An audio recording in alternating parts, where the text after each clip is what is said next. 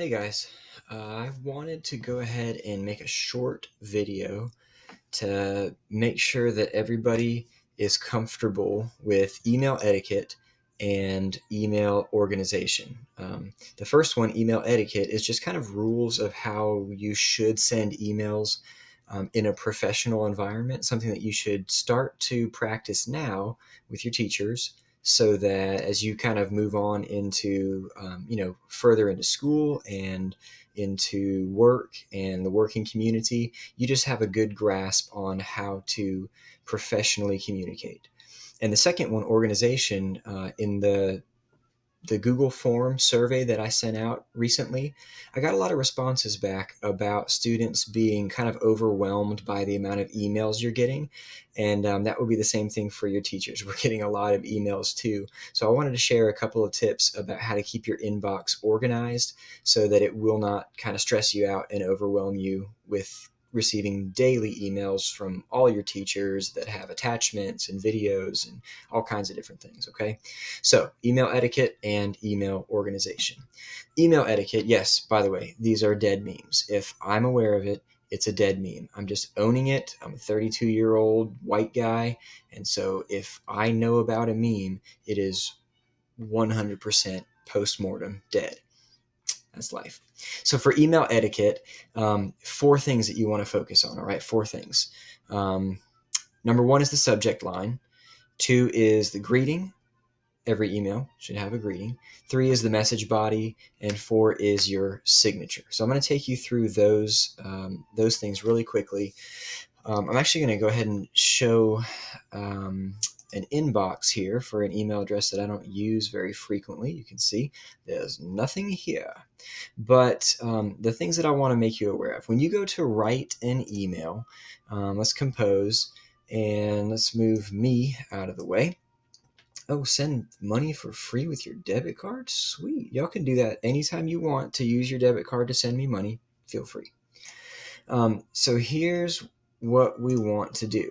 When we're sending it to somebody, let's just go ahead and send it to John White at northwoodacademy.com. The subject line is the first thing that I wanted you to focus on. There should always, always, always, always be something in the subject line.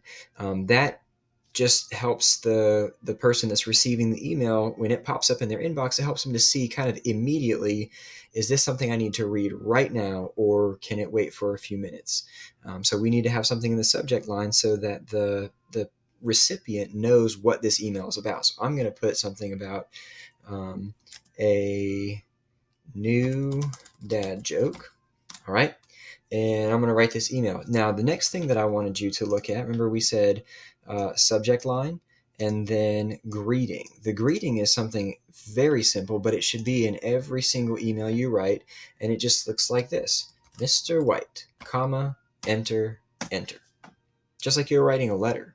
You could put Dear Mr. White or Beloved Mr. White, or whatever, it depends on who you're writing to, what kind of greeting you put, but Mr. White is sufficient for me. So that's your subject line. We have a new dad joke. The greeting is just Mr. White. And then the message body is what we're going to type. Mr. White, I found a dad joke I think you might enjoy. I don't want that. All right, so then we'll put a dad joke here. We'll go with when a duck goes shopping, does it pay with cash or a check? Answer: neither. It puts it on its bill. Excellent. Exquisite dad joke. And so that's it. So you've got your subject line. A new dad joke tells the recipient what it's about. It's got a greeting. It's got a message body. And then the last thing is a signature. Now, there are two ways you can do this. It's a sign off, if you will. You could, every time you type an email, you could put your name down at the bottom, J. Carl White, and some people will put titles and things like that.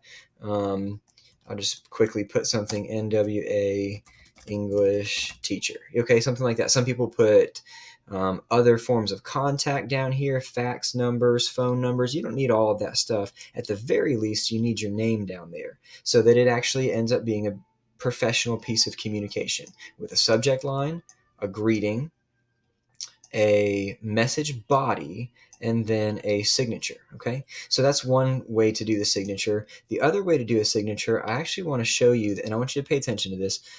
You can go ahead and create a signature that will automatically be attached to all of your emails. And the way that you do that is you will come up here in the corner of your screen where you see this little gear, click on settings, and come down to settings. And as that loads up, you're going to see way too many options, lots and lots and lots of options, things that you don't need to really worry about. But if you scroll down a little bit on this page, you will find this section finally that says signature. And you ought to go ahead and spend some time this week to write yourself a signature. And what you'll have to do is click this little bubble right here that says I do want a signature, and then it's going to say okay, so what do you want to automatically input at the end of every one of your emails? And let's just come up with one real quick. I'll put J. Carl White, NWA English teacher, and maybe I would put, like, I don't know, like room 308, although I'm not in room 308 right now. Then, maybe a phone number for the school or something like that. And I'm going to click this button, insert this signature before quoted text. And I think that's all that we need to do, except don't forget, anytime you make a change in your settings, come down to the very bottom and click Save Changes. And let's just go ahead and see what that has done. If I compose a new email, look at that. At the very bottom of that email, it's already there. So I can type to whoever, Donald Trump, and I can put a subject. I'm not going to put a subject, and then I can type a greeting, a message body, and this would already be here. Sometimes on that signature spot, I put like a little 3 lines first back in that settings, so that it just kind of shows a difference between here's my message body, and then once you find this little 3 dashes, underneath that is my signature. But if you do that in settings, it's going to always be there. Any email you compose, it's going to have your information down there. So I recommend that you do that. All right. So that was email etiquette. That was getting us to making sure that we have a subject line, and that you please, please, please, please, please don't type your whole message in the subject line. You have your subject line, you have your greeting, you have a message body, and then you have a signature. And you can obviously do something like sincerely or with regards at the end with your signature, but you don't need to. These 4 things are plenty.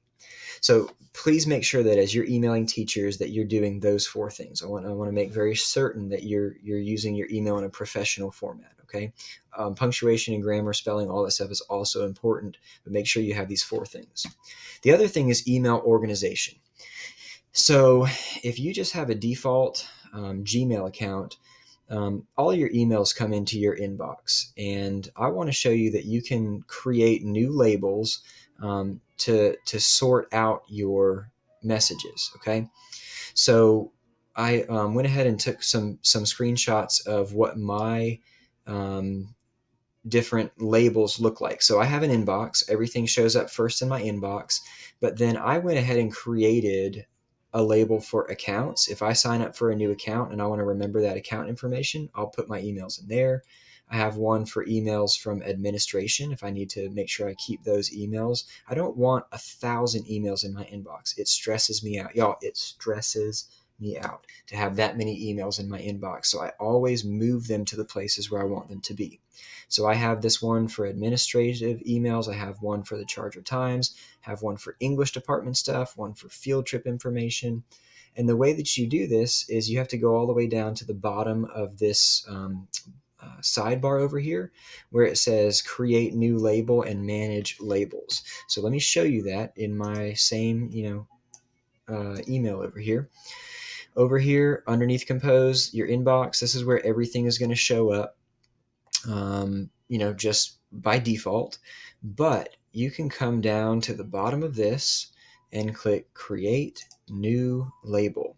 And so here's what I am going to beg you to do to de-stress and declutter your life. Go ahead and make a label for like English and literature. Okay. I go ahead and put that over there, and now I can scroll up and see, hey, look, English and literature. When I get an email, in fact, let me go ahead and send an email to this email address so that you can see what this will look like. Look at all these things that you guys have sent me. Wonderful, wonderful. See, even this is starting to stress me out. Like I need to start moving these things aside. I haven't had a chance to do that today. But let's go send an email to jcarlwright@gmail.com. A subject line that says test email.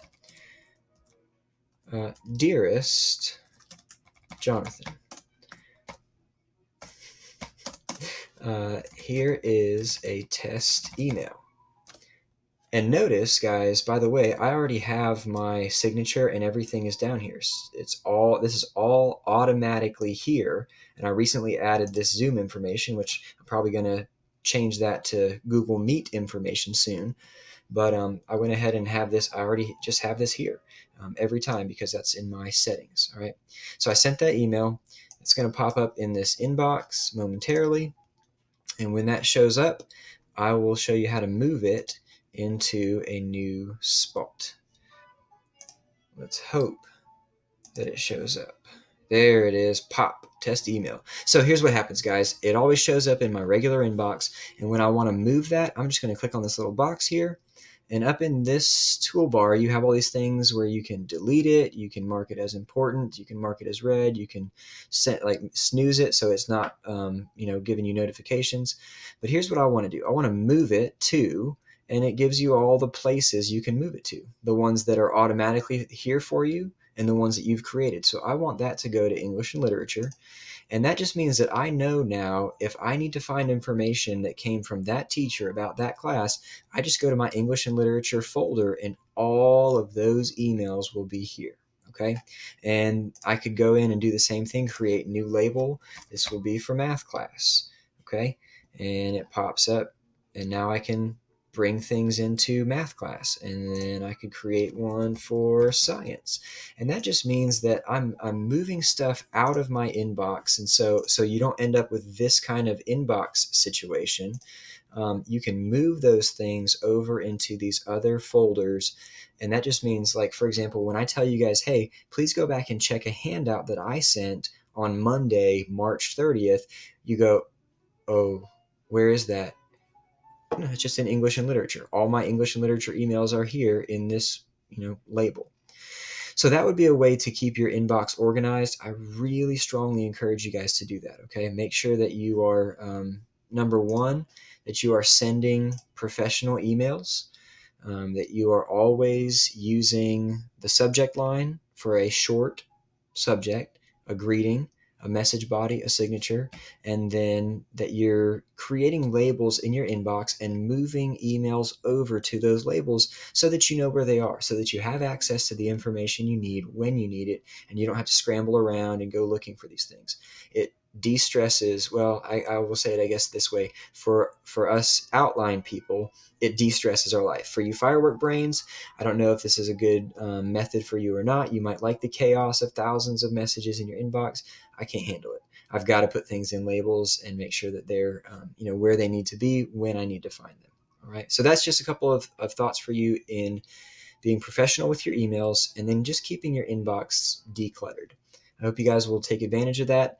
And as always, let me know if you have any questions. See you soon.